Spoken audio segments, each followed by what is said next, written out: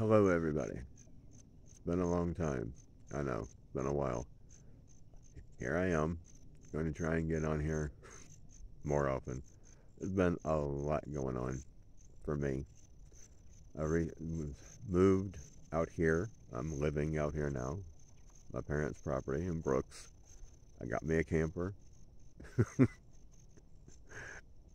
It needs some work, and I don't know how long it's going to be before I can get everything done, but it's livable. No plumbing. I'm having to bring water in from outside, heat it up when I need to for everything I need to do. But, if, or should I say when, the grid goes down, which may very likely be a when, that's what I'm going to wind up having to do anyway. And I'll have to bring it from farther away. Not that far, but farther. Right now there's a pump pretty close to the camper, but at that point I'll have to get it from here. And the creek, depends on what time of year it is. At any rate, things are going reasonably good. I'm glad to be out here because I really need to be. Now, that having all been said, there are things going on, and it's hard to go into exactly what, because it seems that the really big channels can basically say whatever they want, while a little channel like mine gets flagged for saying the same things that they say. Probably because YouTube isn't making any money off of me. Only reason I can come up with makes any sense.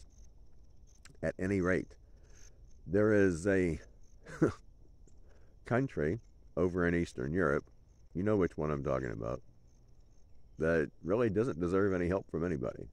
The people of that country, maybe, but their leadership, no.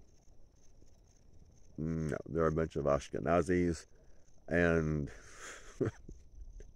they really should just be ousted and somebody with some true morals put in there, because it's obvious to me, I don't know about you, but the leadership of that country is the true enemy of the world, the whole world, not just the country they're allegedly fighting.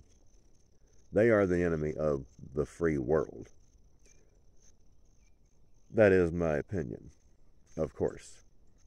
You decide for yourself what you feel. Also, there is another country in the middle of the eastern part of the world whose government and military is also yet another enemy of the free world. And it is, well, in my opinion, and I'm stating my opinion, I feel it's quite obvious who is truly responsible for the attack on that country, and it is not anyone of Arab descent and or Arab, how shall we put it, genetics. Yeah, it's not. Don't let these people fool you.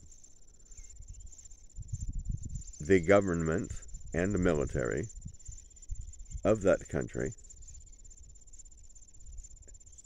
is entirely responsible for this attack. There is no doubt in my mind of that. They coordinated it, they organized it, and they hired people to come in and do all the horrible things that they did and make themselves look like someone that they really are not. There is no doubt in my mind about that. Can I prove it? No. But ask yourself some questions here. Let's just ask some questions. 6 hours? It took 6 hours for a military response? Why? And how is it that with such allegedly advanced surveillance that they didn't know what was happening at their border? Either they did know, and they just let it happen because they were in on it, and they wanted it to happen to give them a reason to attack people that should not have been attacked, or their equipment is not quite as advanced as they have given people the impression that it is, which, since a lot of it comes from our country, makes me wonder about how advanced our surveillance equipment is. Maybe we don't really have as much to be concerned about as we thought when it comes to surveillance. Hard to say which one of those is accurate, but I think it may be the first. I think it very likely is the first. Again, do I have any proof of this? No. But I have to ask myself a couple of very serious questions, like 6 hours? Something's not right about that. Why didn't they know what was going on at their own border? Something's not right about that. You make your own decision as to who is truly responsible for what happened in that little country to all of those people, including some of our people. Well, questions require answers. I don't think it takes very much thought to figure this out. I really don't. What do you think? Would be interesting to hear your view, depending on how many people actually listen to this. I don't have a very big channel here. Be careful what you say, though. Just say yes, you agree, or no, you don't.